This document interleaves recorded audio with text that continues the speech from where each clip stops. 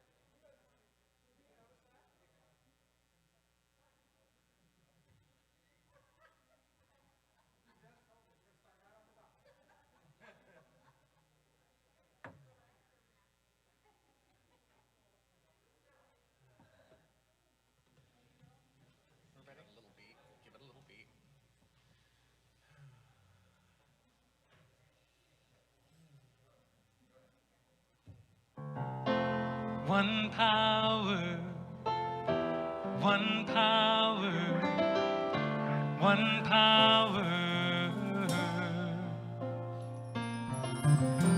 One power, one power, one power. There's one power invisible, yet we see it everywhere in everything. There's one power indescribable, yet we speak of it in every word we say. Mysterious until you know the truth. As simple as the love inside of you. Call it God, call it Spirit, call it Jesus, call it Lord, call it Buddha, Baha'u'llah, Hashem, or Heaven's Door. It's Muhammad, it's your mind, it's your soul, or it's your sign. Universe, it's music, Mother Earth, or Father Time. But whatever name you give it, it's all one power, can't you see? Whatever name you give it, it's the very air we breathe. Oh, it's the power of the love in you and me. One power, one power, one power. It's one power, one power, one power.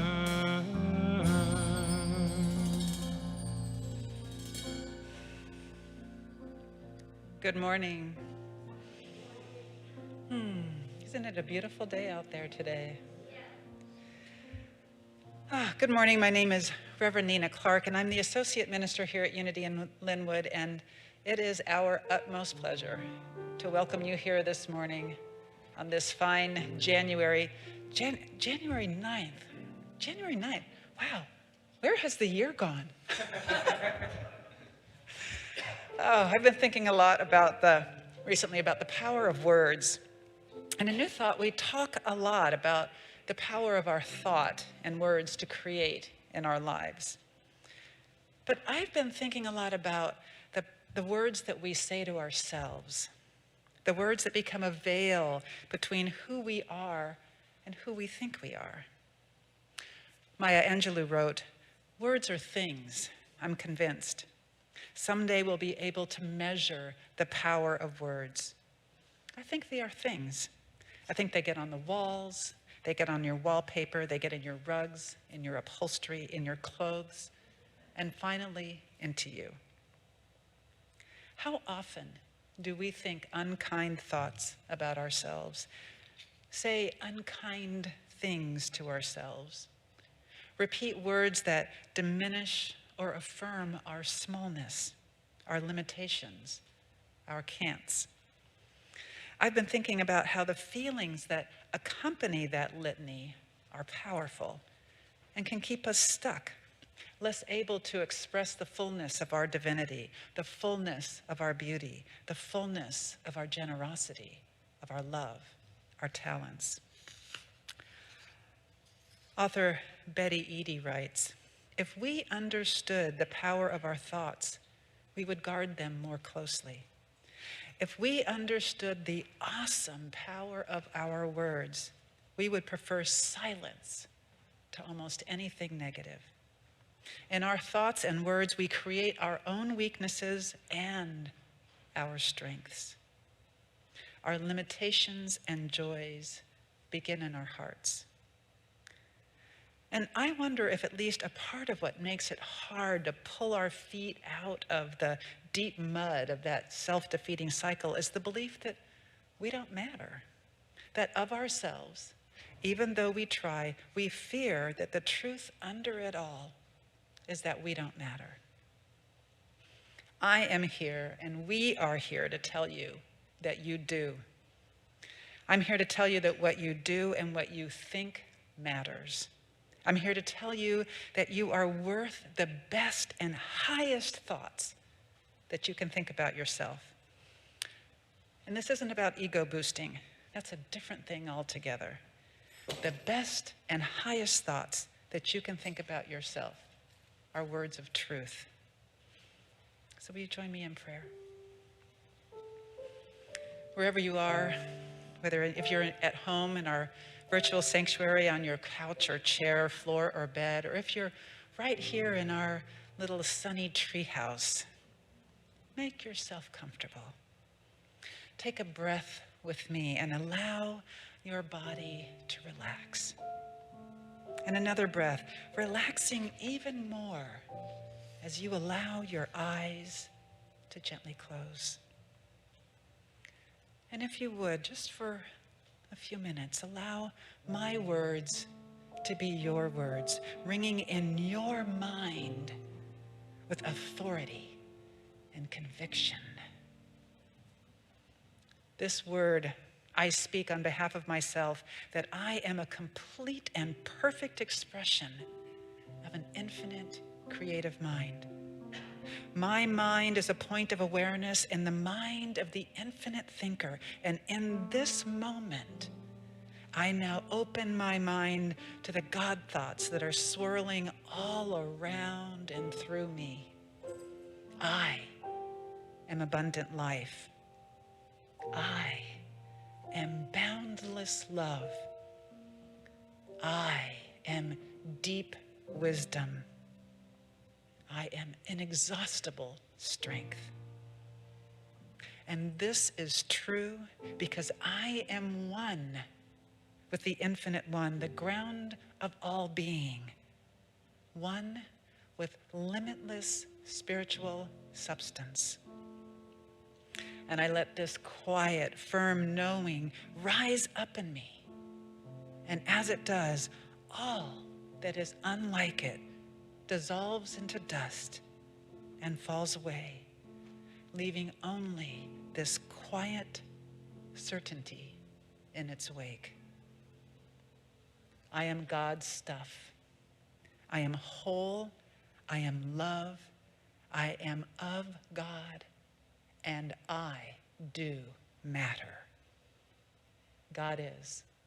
I am. And so it is. It's the moment of creation.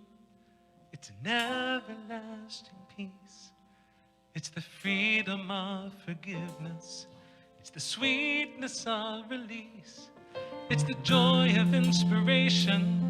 It's the sunlight on your face. It's the birthright of all nations. It's the boundlessness of space. It's the beauty of a baby, the serenity of sleep. It's the anger we abandon for its love that's most deep. It's one power. Oh, it's one power. It's the power of the love that lives in you and me. It's the power of the love in you and me. One power, one power, one power. It's one power, one power, one power.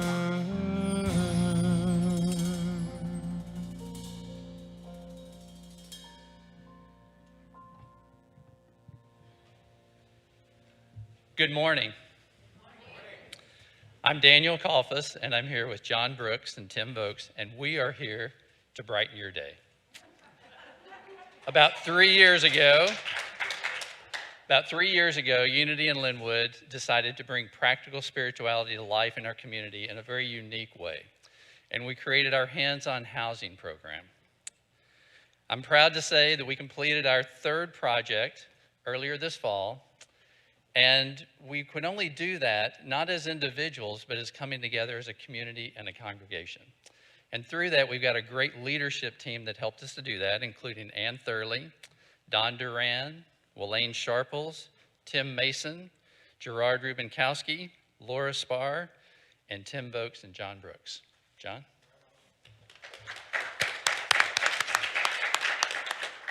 Thanks, Daniel. And you know, this is Daniel's 10th hands-on housing project. He did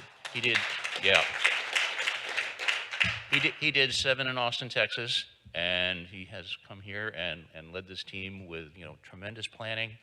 And we do it with full hearts. And we start off our leadership team meetings with prayer together and our activities on site with prayer.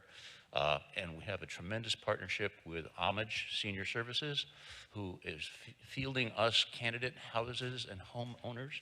And we do our evaluations. So it's a one-day event, but there's lots and lots of planning days ahead of that. And when it comes together, it's really a remarkable thing. I think about the book that I read when I was a kid, Mike Mulligan and his steam shovel, having to dig the basement of the town hall in one day. And we've pulled that off 3 times. And we're very pleased to bring that spiritual love and activity to our community. So, Nina said, God is, I am, and I like to think part of your practice is we do. We do something, whatever we can. And this is one of my ways of giving back to the community. As a community outreach program, this is pretty cool stuff. I would like to introduce a video that you're about to see that sort of encapsulates the whole day of what we've done. And I'd like to thank our friend Nathan, camera right, for editing. So, for everybody who helped, prayed with us, thank you.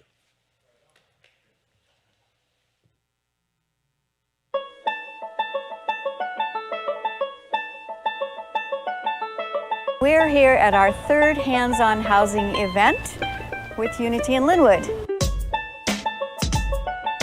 And what we do is we find a person in our community that needs a little uplift. And we are working with Homage Senior Citizens to find that person.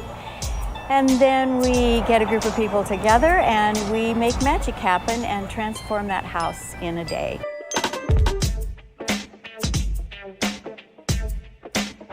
Hi, my name is Michelle Fry. I'm the volunteer manager at Homage, and we are pleased to partner with Unity in Lynnwood for the Hands-on Housing project. We're working at Cheryl's home today in Lynnwood.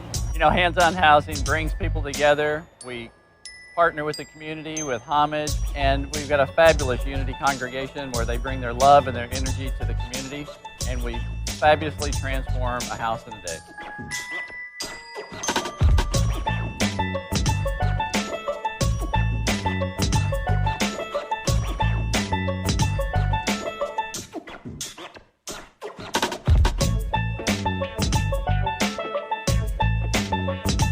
So there's a lot of women here, and that's really fun to see.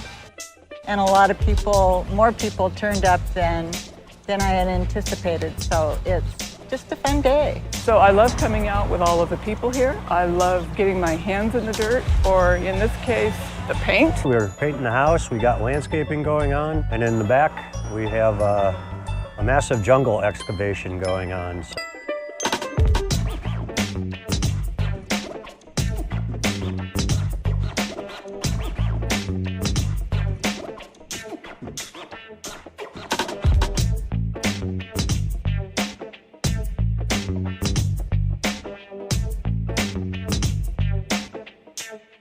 We've had several neighbors that have stopped by just to see how they can lend a hand. We've got 2 back there working and a couple more up front. But it's that sort of community that we love about hands-on housing that brings people together.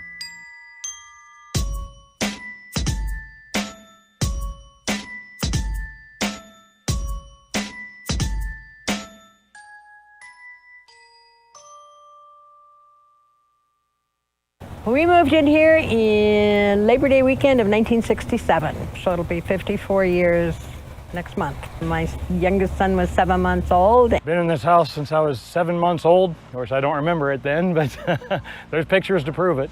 I knew it was my forever home when I walked in, and it was a whole lot different than it is now. And I never dreamed the future that it held. One thing that my mom's been big on her whole entire life, she's always been there helping people on their journey through sobriety and their journeys through faith. With people at times didn't have anywhere else to be with other family and stuff because, you know, the problems they were going through, and my mom stepped up and offered a safe place for these people. Well, and I know you've shared your home with many, many people, with family and friends throughout the years, and they have left you with mementos that you may not have wanted. Yes. Oh, geez.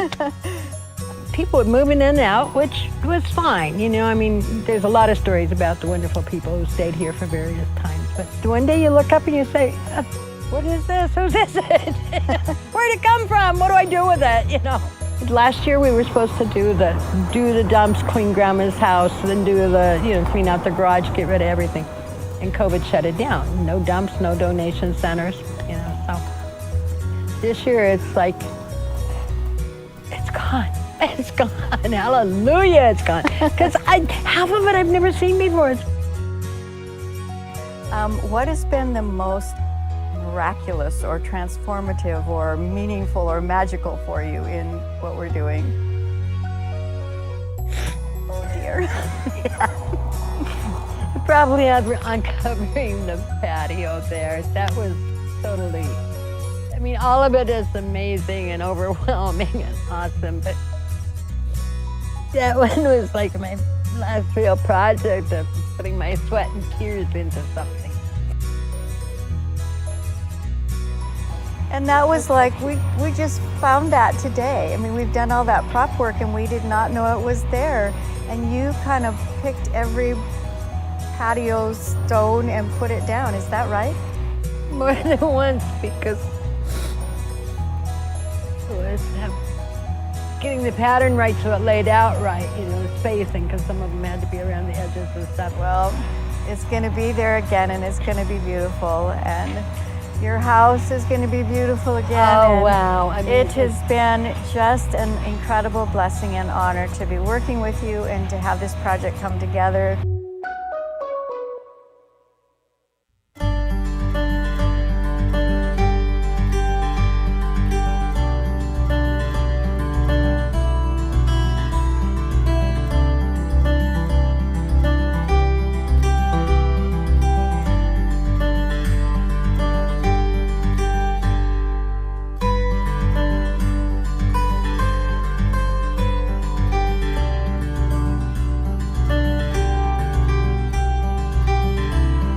Know that we're making a dent and the homeowner is so happy that we're here. That makes it more fun to dig in, literally dig in. I find it fulfilling at so many levels, socially, emotionally, just getting out there and working with my hands, all of it, and helping someone. In the process of having that much fun is just amazing.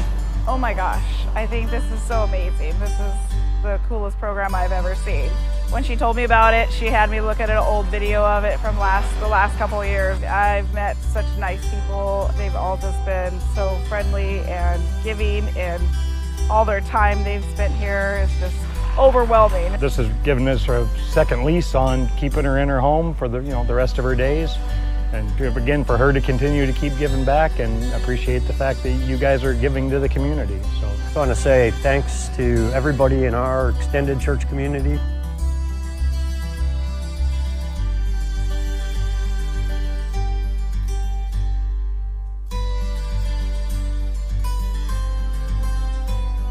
It means a lot to Cheryl, homeowner, and I'm proud of what we do as a group. Thank you. Thank you. It's my house. It's your house. My forever house. You know, unity played an important part in that too, because like 40 years ago, I was so lost and confused, trying to figure out what my life was going to be like, and I went to Unity, and they were so friendly, and it's like, let there be peace on earth and let it begin with us. You know, it was just like, I'm safe, I'm home, it's okay. Then Unity's back in my life.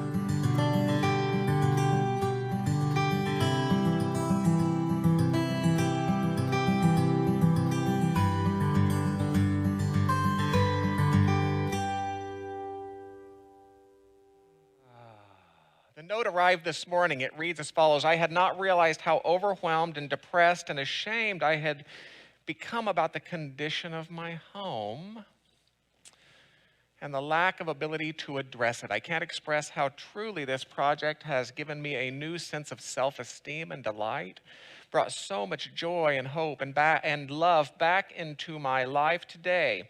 I feel so much more alive and capable. I have such renewed energy. I've managed to add patio furniture and little fun touches to the house in both the front and back yards. I look forward to having a wonderful family gathering this coming summer and getting to know the 2 new great grandchildren who were added to the family these past few months. God's blessings do work through people, and I'm so blessed through this group and the gifts of love and joy so freely shared. That's from the homeowner. So if your heart is not yet calibrated to something that we might call love, I don't know if I can help you. But if it's not, take a minute and just breathe with me. And let's try. Let's try. Take a deep breath. Let's begin our time together simply by becoming willing to love.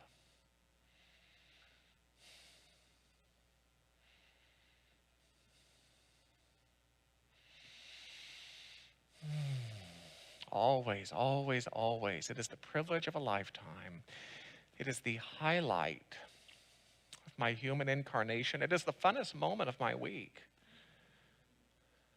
to join with you as the spiritual director of an evolving, unfolding idea of oneness and possibility, which we call Unity in Lynnwood. Our mission statement reads as follows: practical spirituality, welcoming community. Practical spirituality, welcoming community. That means much beyond the 4 simple words. Every week I like to support this mission statement with one of the deeper conversation points that we developed in months of conversation, months with your board of trustees, beginning in late 2014. Today I offer the 6th of 6 points. Take a deep breath. Does it belong to you? It reads as follows: we welcome people from all spiritual traditions or from no spiritual tradition whatsoever into every activity of our community. How about that? How about that? If you would like to pray with someone following this time together, you are welcome to engage with one of our trained prayer chaplains. I would invite the prayer chaplains available to you in our physical sanctuary this morning simply to raise their hands and wave that you might be able to identify them. They are eager for you. Prayer is something that we do, and we have a paradigm in which we do it because something is uncomfortable. I would like to encourage you to engage this as an ongoing practice of good spiritual health. If you have something to celebrate, engage a prayer chaplain. If life is going great and you simply want to bask in a knowingness, see a prayer chaplain. If you have no idea why you are drawn to a prayer chaplain, but you are, please follow that. Follow that. You have available to you someone who will see a higher truth on your behalf than you might be capable of knowing for yourself. Use this, please. If you're a member of our virtual sanctuary this morning and you would like to say yes to my enthusiastic invitation, start the process by writing prayer@unityinlynnwood.org. Do include a working telephone number and expect a call from an anonymous number following the conclusion of our time together. Laura is your social media host today. If you are a member of our virtual sanctuary, I encourage you to open your chat window and to drop your first name. Allow us to extend that palpable, sincere, powerful Unity in Lynnwood welcome to you through our social media vehicle. If you're on a computer, please enjoy the same option. Open your chat window, say good morning. Allow us to say good morning to you. Words of invocation. You are welcome to engage this in the manner that speaks to you this morning. You may listen. You may close your eyes. You may speak it aloud with me. They read thusly, though imaged and named variously. There is a singular and eternal ground of being from which all life emanates and into which all life retreats. We choose to call this ground of being God. By extension, we come to understand that we are spiritual in nature, human in expression, and limitless in potential. You've already been to church, you see. We gather today to remember such truths, to celebrate our unity, and to honor all life. Whew. We will gather next Sunday to do the exact same thing, you understand, in a creative and unique way. I'm so happy to see you. I'm so happy to see you. I hope you know during the week that someone looks forward to seeing you. I hope you know that. I hope you allow yourself to feel that. Because it's true. Unity arose in a time when what was called mental healing was commonplace. I mean, whether by remote or in person, those sought for their abilities to somehow facilitate change in body or circumstance through matters of mind were respected. These individuals were in high demand. And while this matters of mind might be called prayer in spiritual circles, I would have us come to understand that some of these mental healing practitioners expressly avoided any language of religion in their work because they perceived that some of the core problems, some of those damaging beliefs, some of those fearful limitations, those misguided paradigms were actually installed by religion itself. I have to say, I wouldn't necessarily disagree. I mean, for its many, many beauties, organized religion often has something of a long shadow. And so it was that a woman named Myrtle Page Fillmore successfully navigated her diagnosis of tuberculosis through a courageous wrestling, if you will, with matters of belief and limitation, matters of paradigm. In her case, using meditation, using affirmation, forgiveness, and practices of that like. And when others asked her to help them do the same, and by the way, this occurred with widely documented success, unity was born. And so I think it can be said that you are experiencing a tradition with deep roots in the idea that you have available greater potential than you realize, and that this greater potential can be enlivened through various universal practices. Now, practices which we, because we gather in a building such as this, on a morning such as this, we tend to call them spiritual practices.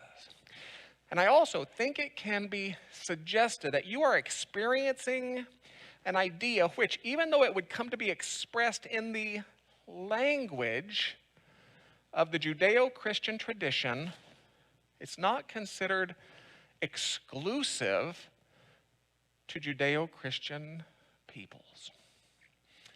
As I've asked so many times before, in the early 1900s, Midwest farm country, what other language would Myrtle and Charles Fillmore have used to express their ideas? I mean, while they were deeply influenced by various traditions, and they were certainly inclusive of the wisdom from those traditions, I tend to think that the Unity co-founders had to speak in a language which their people were able to hear. And that was the language of the Judeo-Christian tradition. Early 1900s, Midwest farmers may or may not have been able to hear Swami Vivekananda, even though the Fillmores could. And they did. In short, I believe that if Charles and Myrtle Fillmore were teaching today, their language would be much broader. So I might say that you are experiencing a tradition which is considered Christian in terms of its early language of articulation, and yet Unity is a tradition which does not position itself or its people above or apart from those of other faith traditions, so much as it positions itself and its peoples alongside those of other faith traditions. I have to tell you, I am ever proud.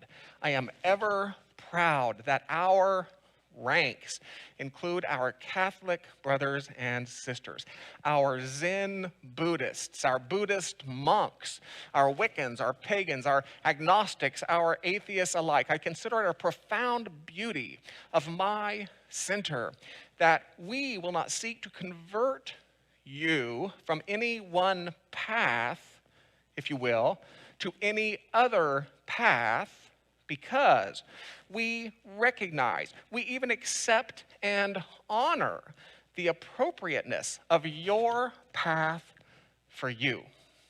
I consider it a profound beauty of my tradition that not only do we recognize, not only do we accept and honor your path, we are likely to ask you about it.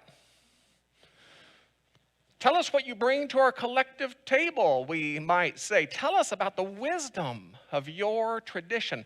Tell us about the practices of your tradition. Tell us about the beliefs of your tradition. I often refer to our center as the Church of the Holy Curiosity. And I love that. The Church of the Holy Curiosity. Unity is wildly inclusive because Unity believes that all traditions, at their very core, that all traditions are in the waking up business, and that all traditions have value to bring to that goal. Now, there are those in every tradition who would leverage that tradition as a tool for awakening. And there are those in every tradition who would leverage that tradition as a weapon for separation. So the real tension, you see, doesn't exist between our traditions. The real tension can be found within them. Simply said, all traditions are in the waking up business, and all traditions have people who forget. And so it is that while many communities would demonstrate a brand of love resembling homogeny, conformity, Unity tends to demonstrate a brand of love resembling acceptance.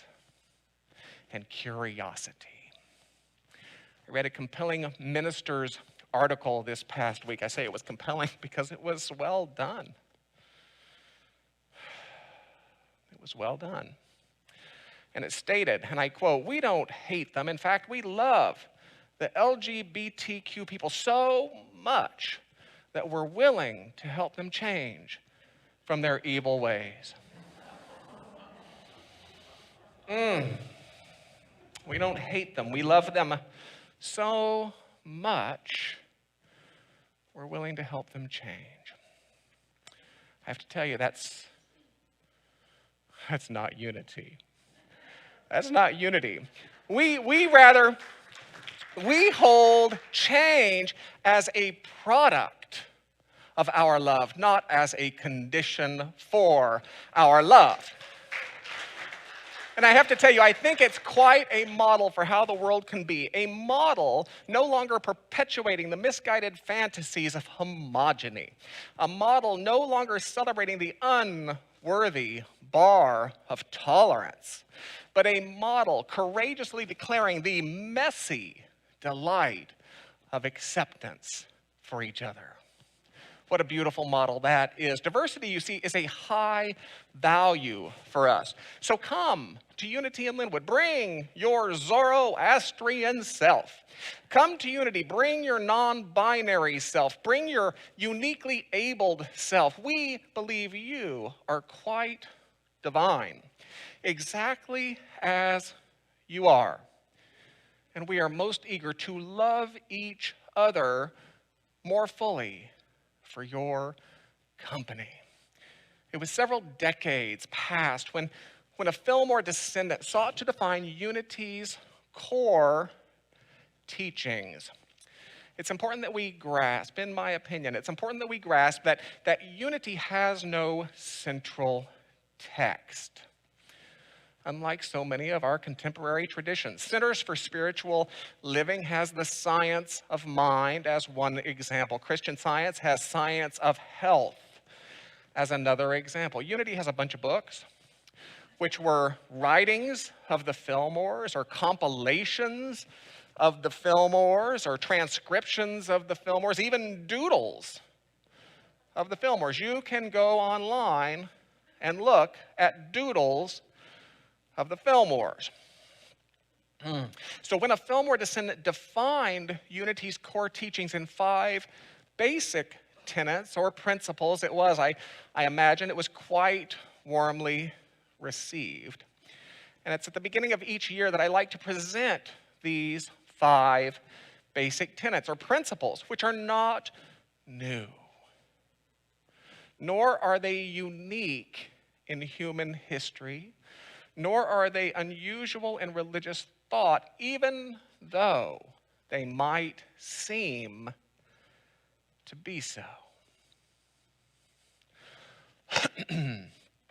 Excuse me. The first tenet or principle is often languaged in Unity jargon as there is one presence and one power active in the universe and in my life, God, the good, omnipotent. How do you like that? Now, let me start by suggesting that even the word God can be problematic. It can be problematic because it tends to conjure, do a reality check within yourself on this one. It tends to conjure a human first. Then it tends to conjure a male human second. And then it tends to conjure a male human who exists somewhere out there, third, and so on. So the word God is problematic because it defies the very experience of God right here, which so many traditions would encourage us to seek. So even the word God is problematic because we've done what humanity always does. We have projected self onto the without, and the powerful suggestion of a humanity created in God's likeness has become the twisted dysfunction of a God created in humanity's likeness. Complete with bad moods, favorite peoples, notable anger, control issues. I might go on to say that it's a universal problem, these words of ours.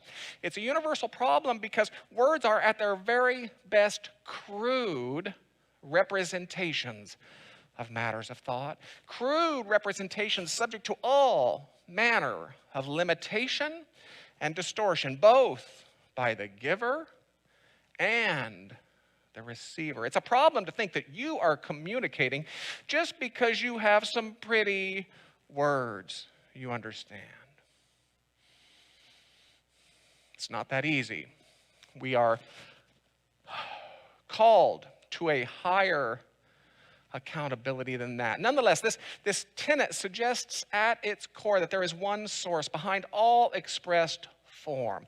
There is one source behind rocks and hills and plants and things, as the song lyric says. One source behind giraffes and geraniums and jungles, germs and geniuses and jack-o'-lanterns. One source behind bees and brunettes and blowfish, bankers and, yes, Buddhists and Baptists alike. As our words of invocation remind, there is a singular ground of being from which all life emerges and into which all life retreats. So while human beings have fashioned gods in their images, since stumbling into the sunlight from those early caves on the African continent, and while human beings have fashioned all manner of antagonists and antagonistic forces that would oppose this ground of all being, in the end, unity would suggest that the nature of God is unified.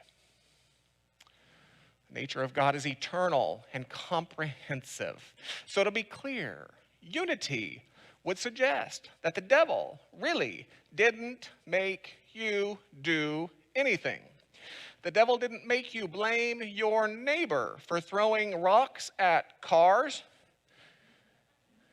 And the devil didn't make her tell her mother on you in return.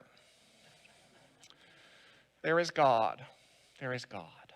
To quote the Apostle Paul, there is a singularity, if you will, in which we live, move, and have our being. In this sense, I like to describe unity as something of a panentheistic tradition. Now, some colleagues would disagree with this. That's perfectly fine. Welcome to unity. I like to describe unity as something of a panentheistic tradition in the sense that there is one source behind everything, one source behind everyone. We are all made of the same stuff. We are all made of the same eternal beingness itself. It's the stuff of endless isness, I might say. And while Reverend Nina has been charged to speak to Tenet 2 next Sunday, I'd like to put my 2 cents worth in by saying that I want to suggest that the same eternal beingness, the same endless isness, knows what it's doing. It knows what it's doing. The first tenet suggests that we're all part of what I like to call a natural order of things, and that this natural order of things knows how to support the fullness of its creation, of which you are a part. So the fundamental conversations among so-called spiritual people must shift. They must shift from begging and getting to listening and to aligning. There is a natural order of things, and it knows how to do you. There's your good news this morning. There is a natural order of things, and it knows how to do you. Are you cooperating? Or are you arguing? I think that's a core question for you today, maybe beyond. I think it's a universal question. Now, it's been said, it might have been me who said it, I don't really know, but it's been said that the most important teaching is that God is one and that life is eternal.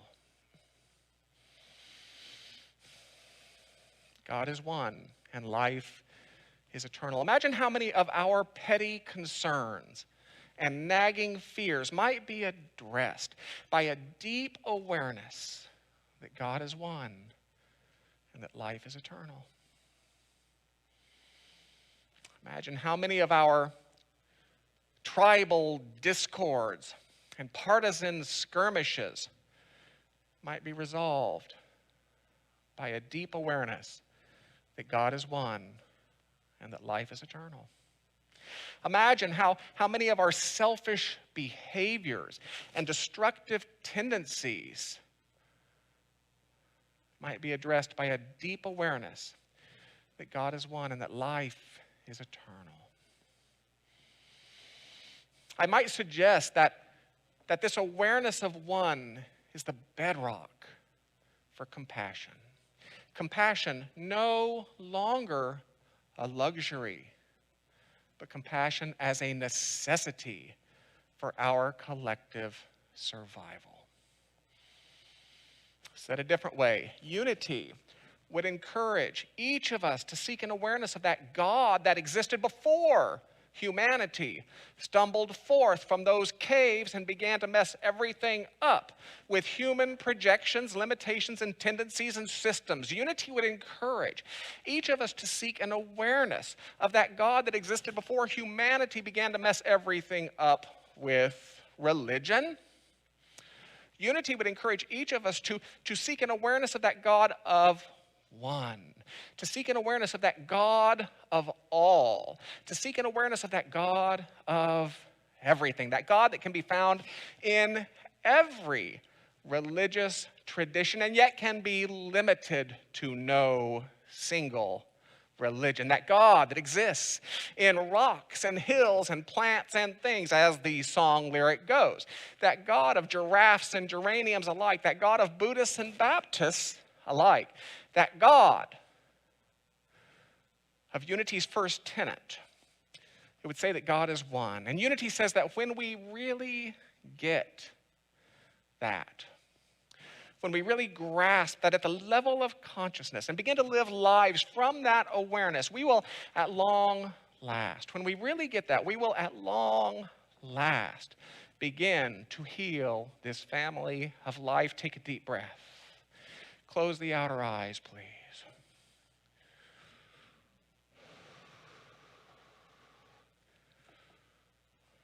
For a few minutes, let us consider this bold assertion of one.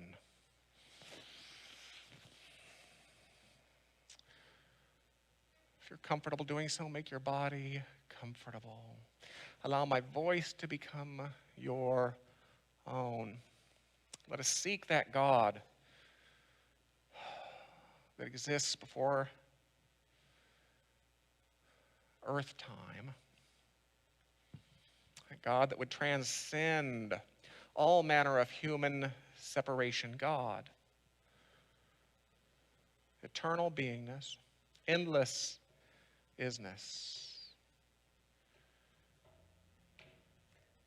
This is the truth of me. And this is the truth of you.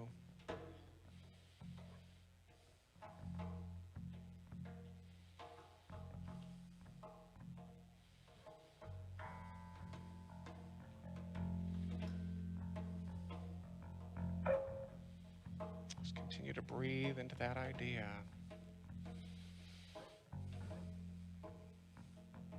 Entertaining the noble, provocative possibility that that which looks at you through my eyes is the same thing that looks at me through your eyes.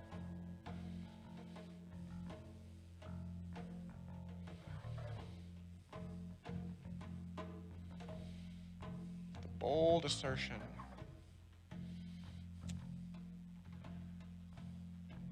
that as spiritually awakening people, perhaps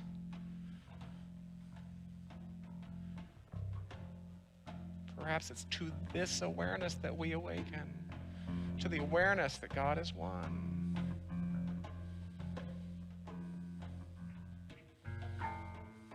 God created no enemies for me.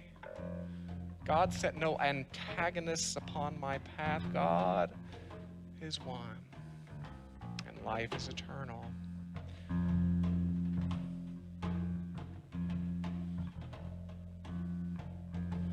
So if you're like me, I allow this awareness to soften me, to soften my perceptions, even to act as something of a healing balm in my relations. I allow it to bring peace. I allow it to restore faith. I allow it to instill a deep, deep gratitude. Oh, God is one. Life is eternal.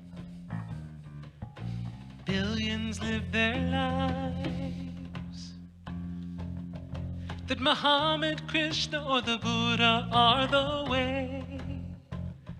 Still some believe it's right to say in the name of Jesus when you pray. We are a humankind of 7 billion. So many different races and religions, and it all comes down to one. Some say God's a him. Still many believe that he is a her. Does God live in our hearts? Or is she somewhere out there in the universe? We are a humankind of 7 billion. So many different races and religions, and it all comes down to one. How far will we have to go before we learn the lesson? Gandhi was a Hindu, Martin Luther King a Christian. Regardless of religion, they knew love was the mission. And it all comes down to one.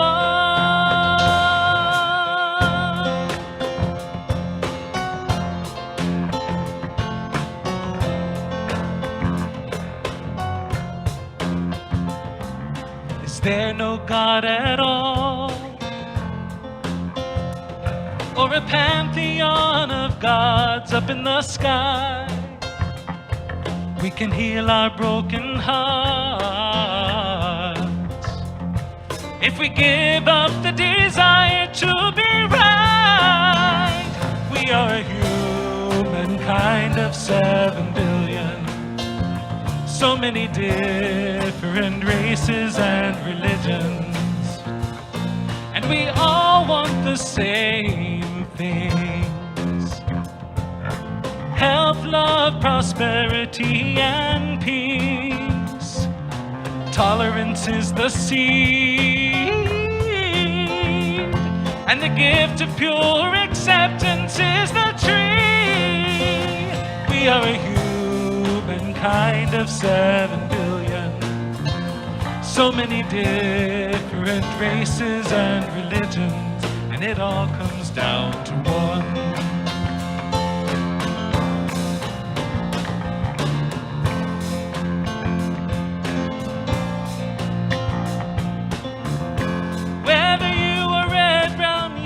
Black or white,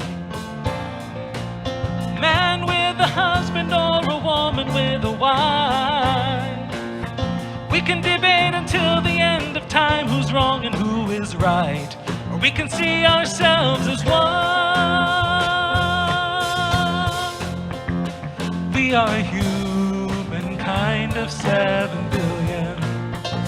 So many different races and religions, and it all comes down to one.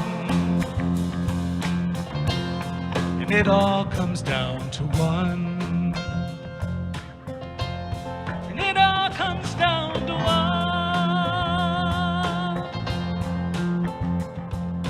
One.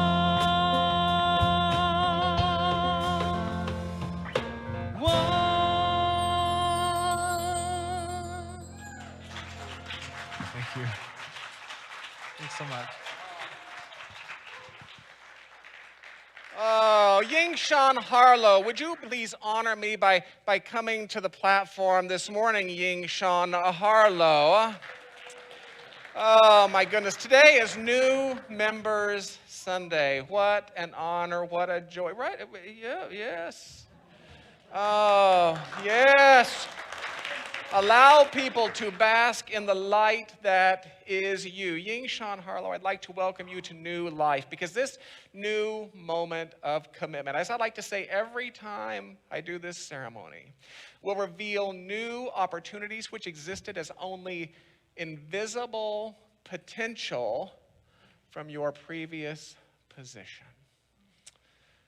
This moment of commitment will reveal new people, new support, new perspectives, expansive new horizons, teeming with infinite possibilities, indeed entirely new worlds, which existed only as invisible potential from your previous position. Ying Shan Harlow, are you ready? I have questions. If indeed you are willing to do so, you may simply answer with, I will. And if you're not willing, then this is just going to become strange. Ying Shan Harlow, dear sister, will you love? Yes, absolutely. Dear sister, will you serve? Certainly, happily. Dear sister, will you act in kindness? Yes. Will you seek to see that highest Christ potential in all? Yes. Will you seek to be a vehicle for divine activity? Absolutely. And will you, the fine peoples of unity in Lynnwood, will you agree to support Ying Shan Harlow in this moment of commitment and beyond? If so, say, we will. We will. Ying Shan Harlow, welcome to membership.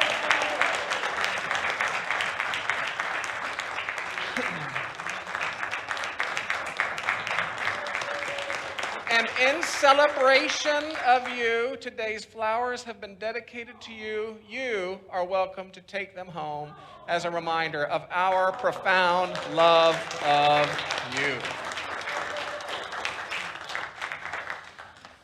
Welcome aboard, Ying Shan.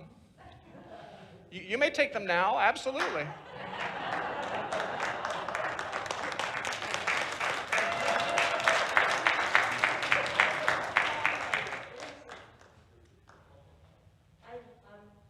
I'm lost in words. I love you all. Thank you for having me as a part of the family. Thank you. She loves us. She thanks us for having her as part of the family. Thank you, Ying Shan. Love you, sister.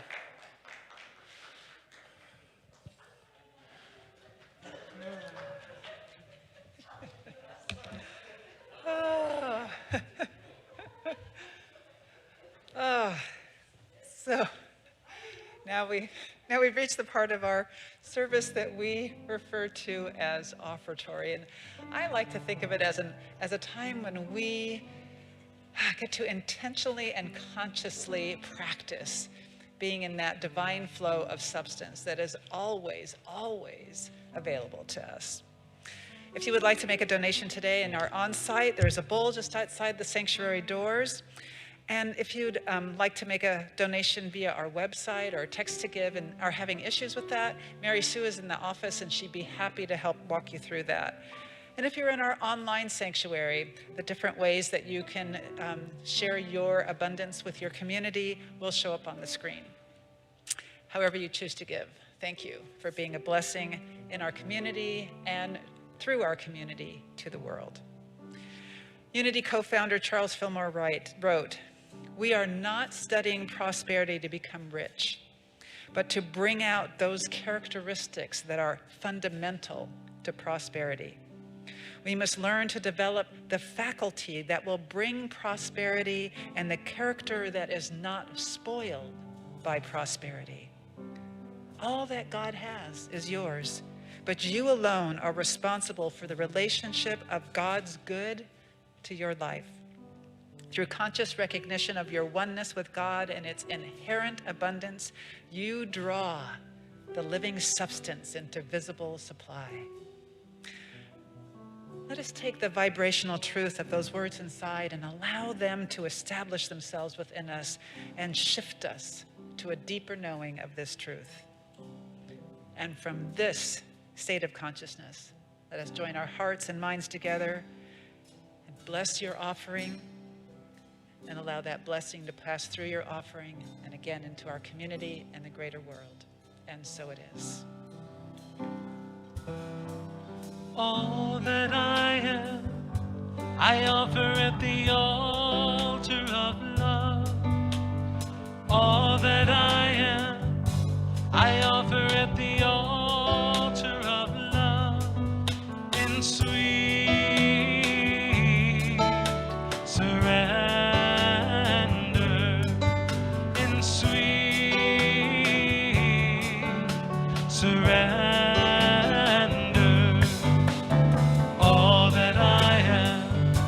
I offer at the altar of love.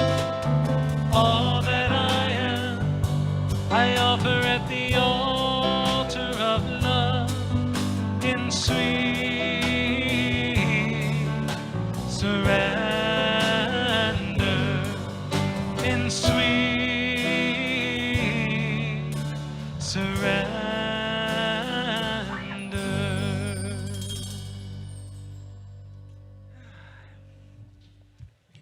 I just want to say, wow, that was an awesome message. And I don't know, I just feel so blessed to be a part of this community and to be your associate minister. I pinch myself on a regular basis. So, as Dr. Richard said, everyone here is welcome into every activity of this community.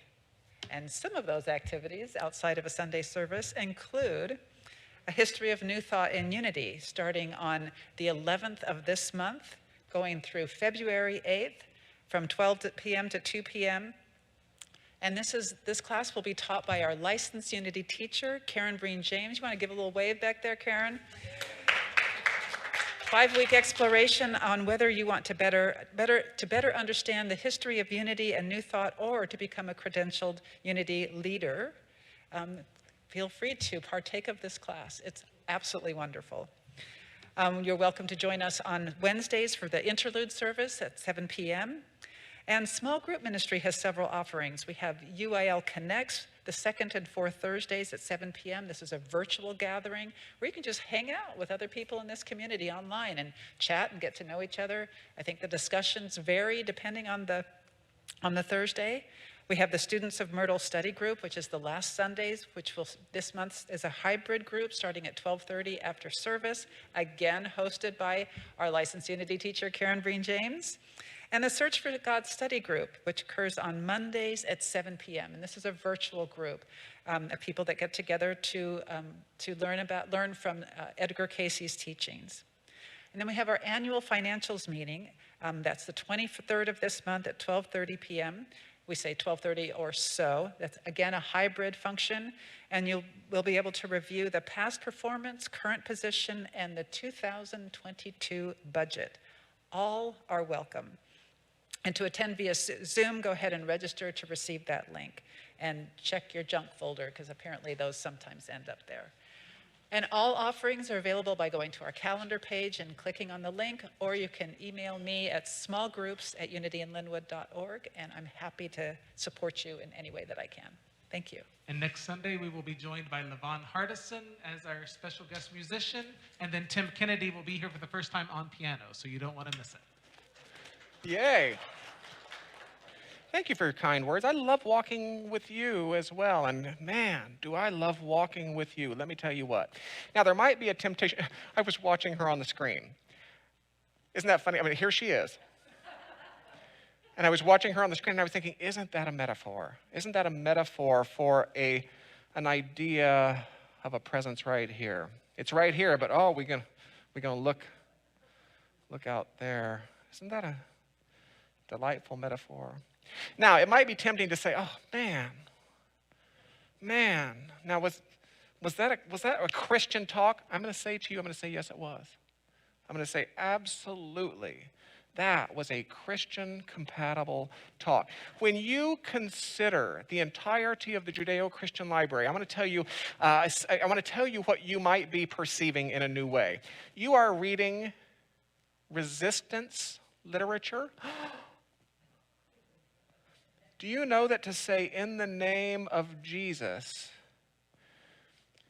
is saying in the name of something holy instead of in the name of this worldly contraption that has its grips on us? Much of the Judeo-Christian library, you are experiencing resistance literature, and you are experiencing literature that encourages acceptance. Have you ever considered it that way? Look at the healing miracles that are set forth in Christianity's New Testament. Look at the target of each healing, and you know what you'll find? People who were not worthy of being touched.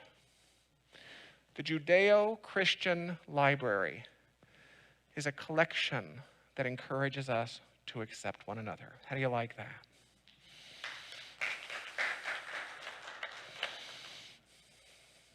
And if you don't agree, well, welcome to Unity. Come back next Sunday. Let's disagree again. Closing out our eyes, let us close with a noble idea, and that is that the God of my understanding, and my understanding need not match yours. The God of my understanding is present. Let's start there. The God of my understanding is present. The God of my understanding is available. The God of my understanding is active. The God of my understanding is enough.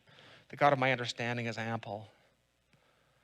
Oh, how good it is that which knows itself as me, that which expresses, unfolds, reveals, delights, creates, loves, includes, accepts as me, is enough. That it knows what it's doing. So it is into this faith, it is into such a consciousness that we can now truly say, thy will be done. Thy will be done. Use me. And we do not abandon that which we have awakened, but we carry it forth on behalf of ourselves and on behalf of all who long to be reminded. And we close as we always do with sung words of blessing, with sung words of farewell. May the long time sun shine upon you, all love surround you, and the pure